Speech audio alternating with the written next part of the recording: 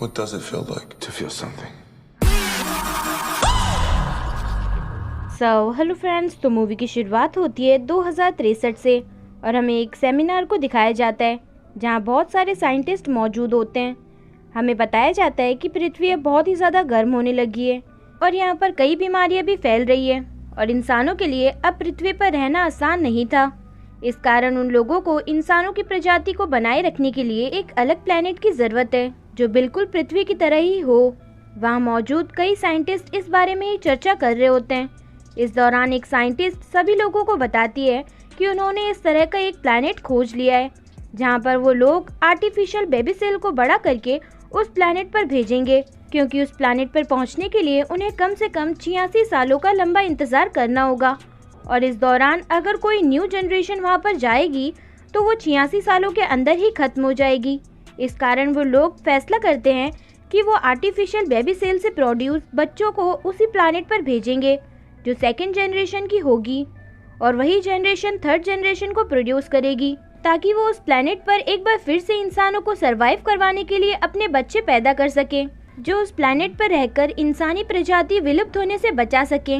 इसके लिए वो 29 बच्चों को आर्टिफिशियल तरीके से पैदा करते हैं और उन लोगों को वहीं उसी लैब के अंदर ट्रेनिंग दी जाती है।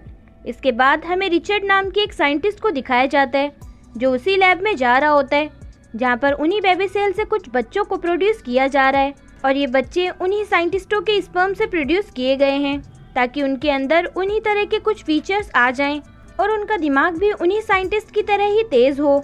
हालांकि उन साइंटिस्ट और ना ही उन बच्चों को पता था कि उनके पेरेंट्स कौन हैं, ना ही वो साइंटिस्ट उनको बताना चाहते थे, क्योंकि वो नहीं चाहते थे कि उनकी ट्रेनिंग में किसी तरह की भी कोई रुकावट आए। उस ट्रेनिंग के दौरान बच्चे बचपन में थे, इस कारण उनका मन बहलाने के लिए रिचर्ड उन लोगों के पास जाता था और उन्हें ट्रेनिंग दिया करता था। इस बीच रिचर्ड उन लोगों के बहुत करीब आ गया था। एक रात रिचर्ड को एक बच्चा जिसका नाम जैक है वो अपने पास बुलाता है और उसे बताता है कि उसे यहाँ बहुत डर लग रहा है। तो रिचर्ड उसे समझाता है और बताता है कि वो उसके पास है तो वो ना डरे। अगले दिन हमें रिचर्ड और उस मिशन की इंचार्ज को दिखाया जाता है जहाँ मिशन इंचार्ज रिचर्ड को भी उन्हीं बच्चों के साथ उस प्लेनेट पर जाने के लिए कहती है ताकि वो इस मिशन के दौरान उन लोगों को संभाल सके और उन्हें इंस्ट्रक्शन दे सके। रिचर्ड भी उनकी ये बात मान लेता है और अब उन लोगों के साथ जाने के लिए तैयार था। उसे भी उन लोगों के साथ जाने का मन था क्योंकि वो उन बच्चों के बहुत ही ज़्यादा करीब आ गया है। इसके बाद उन्हीं बच्चों के साथ रिचर्ड को पृथ्वी से उसी प्लेनेट की तरफ भेज दिया जाता है जहाँ रिचर्ड आखिरी बार पृथ्वी को देखकर निहार रहा होता है क्योंकि वो जानता है कि वो अब दोबारा इस पृथ्वी पर नहीं लौटेगा।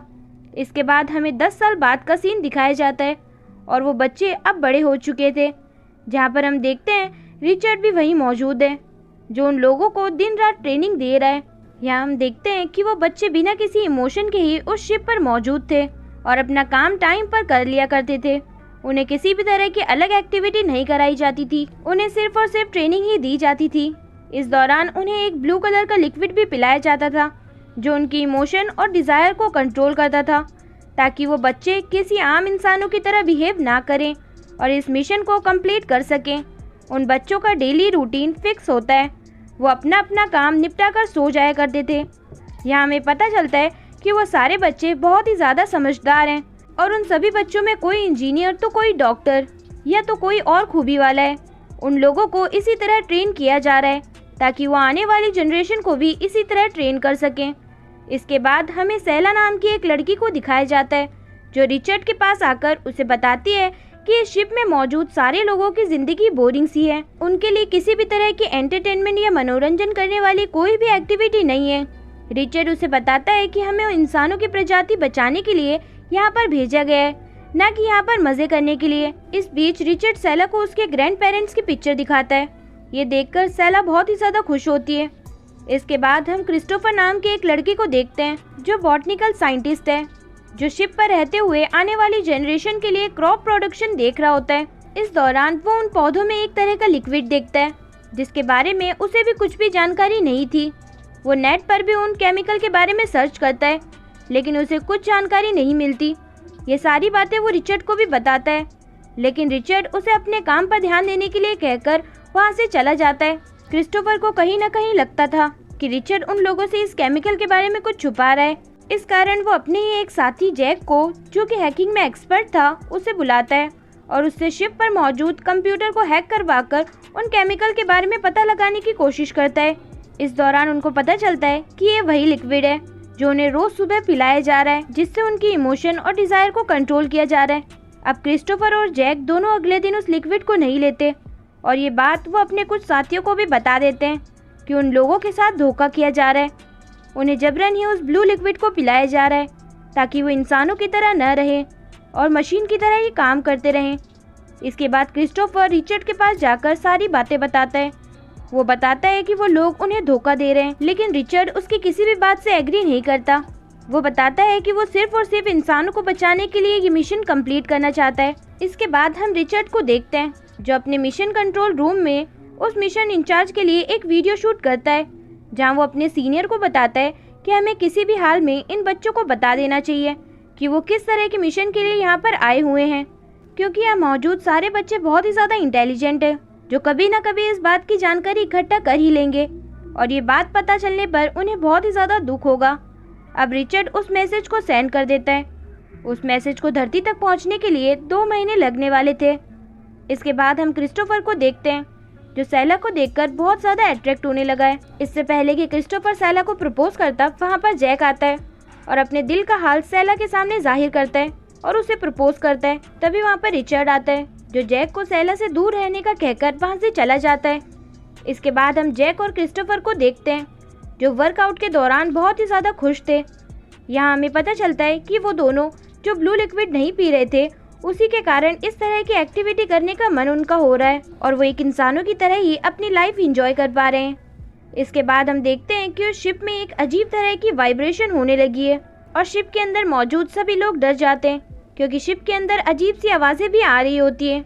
इस कारण क्रिस्टोफर और जैक मॉनिटरिंग रूम में जाते हैं, जहाँ पर एक लड़का जो शिप को मॉनिटर कर रहा होता है, वो उन लोगों को बताता है कि उसने शिप के बाहर के कैमरे चेक कर लिए लेकिन उसे कुछ भी नजर नहीं आया।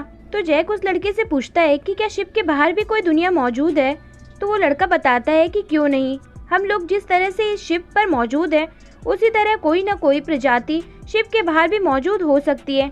लेकिन क्रिस्टोफर उन दोनों की बात से एग्री नहीं करता क्योंकि रिचर्ड ने उसे बताया था कि इस तरह की प्रजाति एलियंस वगैरह कुछ नहीं होते हैं। जैक बताता है कि रिचर्ड एक झूठा इंसान है जो हर समय झूठ ही बोलता रहता है। इसके बाद जब क्रिस्टोफर और जैक सोने के लिए जा रहे होते हैं, तब वो रिचर्ड के रूम में सैला को देखते हैं, जहाँ रिचर्ड सैला के कंधे पर हाथ रखकर उससे बात कर रहा था। ये देखकर जैक को जलन होने लगती है।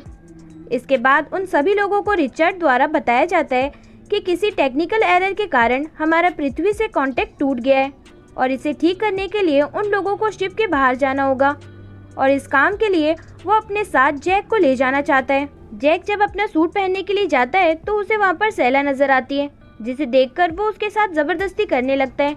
लेकिन तभी वहाँ पर रिचर्ड आता है, जिसे देखकर जैक वहाँ से भाग जाता है।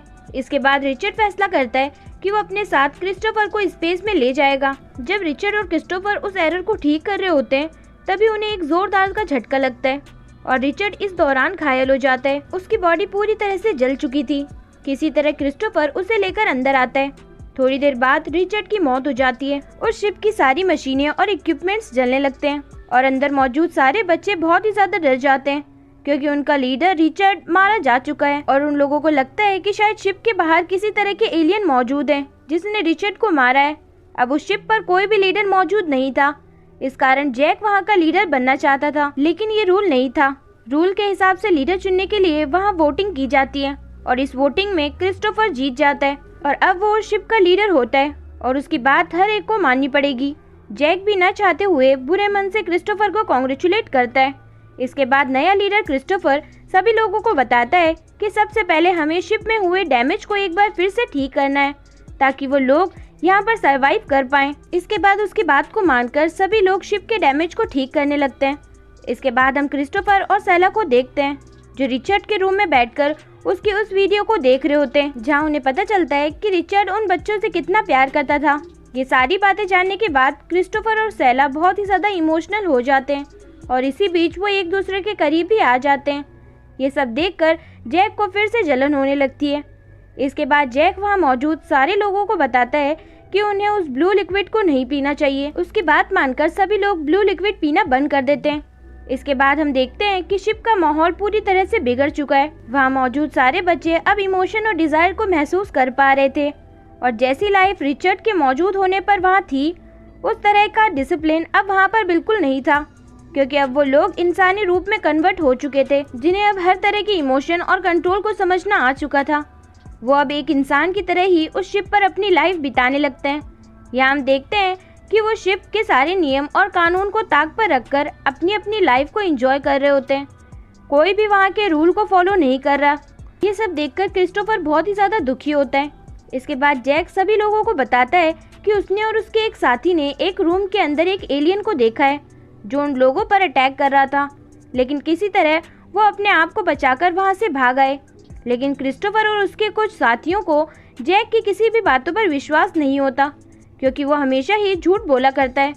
इस दौरान कई लोग जैक की तरफ हो जाते हैं और जैक अपनी एक अलग टीम बना लेता है ताकि वो शिप पर राज कर सके।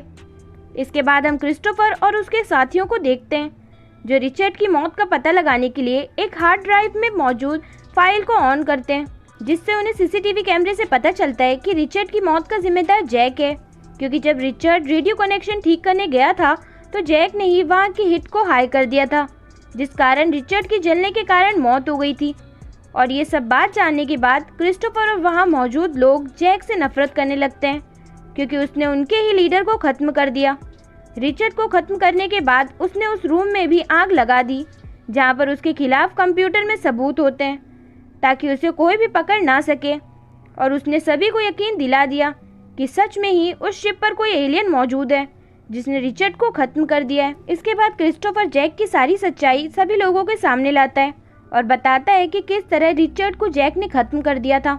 लेकिन इस बार भी जैक अपनी गलती नहीं मानता और वो बताता है कि वो एलियन रिचर्ड की ही बॉडी में मौजूद था, जो उन लोगों को कंट्रोल कर रहा था और उन्हें एक अच्छी लाइफ जीने नहीं दे रहा था। वहाँ मौजूद सारे लोग जैक की बातों में आ जाते हैं।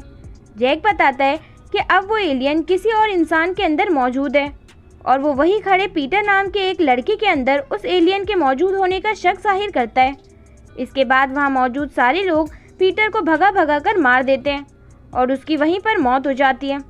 इसके बाद क्रिस्टोफर और उसके कुछ साथी ही एक रूम में अलग जगह होकर मीटिंग कर रहे होते हैं, जहाँ कुछ लोग बताते हैं कि हमें जैक की टीम में हो जाना चाहिए, नहीं तो वो हम लोगों को भी खत्म कर देगा, क्योंकि हम लोगों के पास किसी तरह के हथियार मौजूद नहीं है जिससे हम जैक और उसकी टीम का सामना कर सकें, क्योंकि जैक की टीम में बहुत सारे लोग हैं जो हमें आसानी से ख़त्म कर सकते हैं। इसके बाद क्रिस्टोफर को एक सीक्रेट रूम के बारे में याद आता है जिसके बारे में उसे रिचर्ड ने बताया था और उसे लगता है कि शायद उसी सीक्रेट रूम में कुछ हथियार मौजूद होंगे।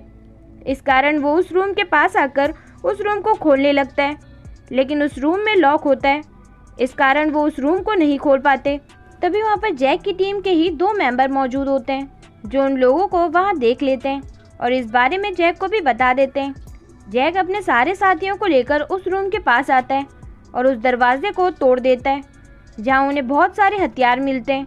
इस बात की जानकारी क्रिस्टोफर के कुछ साथियों को भी पता चल चुकी थी, इस कारण वो भी अब जैक की टीम में शामिल हो जाते हैं। इसके बाद उन्हीं लोगों के कारण जैक को पता चलता है कि आखिर क्रिस्टोफर अपने साथियों के साथ कहाँ छुपा हुआ है। वो लोग वहाँ जाकर उन तीनों को पकड़ लेते हैं। इस दौरान एक लड़की जो क्रिस्टोफर की टीम में थी वो जैक को बताती है कि वो सारे रूल और रेगुलेशन तोड़ रहा है, उसे ऐसा नहीं करना चाहिए। तभी एक लड़का जिसके हाथों में गन थी वो उस लड़की को शूट कर देता है, जिससे उस लड़की की वहीं पर मौत हो जाती है। इसके बाद जैक अपना अगला शिकार क्रिस्टोफर को बनाना चाहता था, लेकिन किसी तरह क्रिस्टोफर वहाँ से भागने में कामयाब होता है। मौका देखकर सैला भी उसी के साथ वहाँ से भाग जाती है। दोनों भागते हुए एक रूम में जाकर छुप जाते हैं, लेकिन जैक की टीम का एक मेंबर उन लोगों का पीछा कर रहा था और वो उसी रूम में आ जाता है जहाँ वो क्रिस्टोफर के ऊपर हमला करता है, लेकिन किसी तरह वो उस लड़के को भी वहीं मार देता है। इसके बाद जैक वहाँ अपने हाथों में गन लेकर आता है जो क्रिस्टोफर को घायल कर देता है, लेकिन किसी तरह क्रिस्टोफर सैला के साथ वहाँ से भागते हुए एयर लॉक रूम में पहुँच जाता है जहाँ पर वो दोनों सूट पहनकर छिप जाते हैं। लेकिन रूम के बाहर जैक अपने हाथों में गन लिए वहाँ आता है और दरवाजे पर गोलियां चलाने लगता है, लेकिन उस रूम का गेट खुला होने के कारण स्पेस की सारी एयर उस रूम में आ रही होती है। एयर के कारण सभी लोग फ्लो होने लगते हैं। जैक और क्रिस्टोफर के बीच में हाथापाई भी होने लगती है। इस कारण जैक क्रिस्टोफर को स्पेस से बाहर गिरा देता है, लेकिन उसने अपना सूट पहना हुआ था और थोड़ी ही देर बाद जैक भी अब वापस अंदर आने लगता है। लेकिन सैला, जो अभी भी वहीं मौजूद थी, वो उसे धक्का देकर वहां से नीचे गिरा देती है, जिस कारण जैक भी अब नीचे स्पेस में चला जाता है। और सैला अब समझ जाती है कि क्रिस्टोफर और जैक दोनों मारे गए हैं। लेकिन थोड़ी देर बाद क्रिस्टोफर वहां पर पहुंच जाता है। वो इस कारण बच गया था कि उसने वो सूट पहना हुआ था। वो दोनों अंदर जाकर सभी लोगों को जैक की मौत की जानकारी देते हैं। इस कारण वहां मौजूद सारे लोग अपने हथियार डालकर सरेंडर कर देते हैं। इसके बाद हमें बताया जाता है कि उस शिप पर लीडर के लिए एक बार फिर से चुनाव होगा और उस चुनाव में वोटिंग होती है। तो इस बार भी क्रिस्टोफर को ही उस शिप का लीडर चुना जाता है। और इस दौरान क्रिस्टोफर उन सभी लोगों को बताता है कि वो लोग अब उस ब्लू लिक्विड को नहीं पिएंगे, लेकिन वो अपना काम बिल्कुल ईमानदारी से करेंगे, वो भी बिल्कुल नियम से, और सभी लोग एक दूसरे को सपोर्ट करेंगे और मिलजुल कर प्यार से रहेंगे। क्रिस्टोफर की ये बातें सुनकर सभी लोग अपने अपने काम में जुट जाते हैं और इसी तरह टाइम गुजरता है और अब उन लोगों को कई साल गुजर जाते हैं और हम देखते हैं कि सैला और क्रिस्टोफर को एक बेटी हो चुकी है। और उसी शिप में हम और भी बच्चों को देख पाते हैं और टाइम गुजरता है, जिसके बाद 86 साल पूरे हो जाते हैं और अब वो लोग उसी प्लेनेट तक पहुंच चुके थे जिसके लिए उन्होंने अपनी पूरी जिंदगी इस मिशन में गुजार दी। और इसी के साथ ये मूवी खत्म होती है। वीडियो पसंद आया तो वीडियो को लाइक और चैनल को सब्सक्राइब करना ना भूलें, जिससे कि लेटेस्ट अपडेट्स आपको मिलती रहें। सो कीप वॉचिंग, ख्याल रखिएगा, बाय बाय।